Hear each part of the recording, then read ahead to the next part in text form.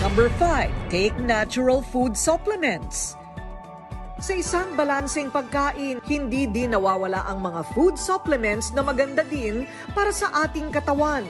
Tulad ng sikat na organic barley. Ang gulay na ito pampalakas ng immune system.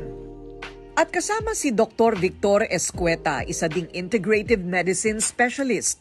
Ipinaliwanag niya ang kahalagahan ng barley sa katawan. Paano nakakatulong ang barley? Sagana rin po ito sa mga antioxidants, sagana rin po ito sa chlorophyll, sagana po ito sa mga iba pang sangkap na kailangan ng katawan sa kanilang sa mga proseso na nangyayari sa katawan.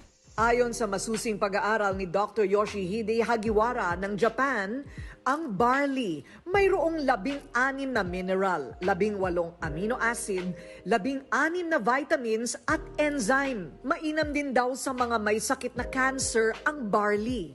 Nakakatanggal din daw ito ng goiter. Gaya ni Asep Madridano na natanggal ang goiter at mga bukol sa liig tulong ng organic barley.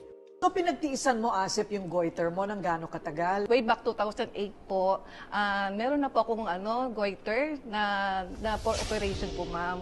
Ang sabi sa akin, bukod sa bukol sa gitna ng leeg ko, meron pa po akong kaliwa o kanan na maliliit po. Na doon sa maliit na bukol, meron pong maliliit na cyst na dapat talagang operahan po, ma'am. Nang maipakilala ng kanyang mister na si Joel ang organic barley juice, ininom niya ito at isang himala daw na unti-unting nawala ang mga bukol sa kanyang leeg.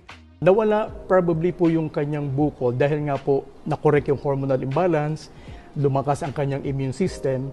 Kapag mahina po yung immune system ninyo, magkakaroon kayo ng pwedeng tumors, cancer, cyst, myoma, ang dami yung pwedeng maging problema sa katawan, lalo na sa mga babae.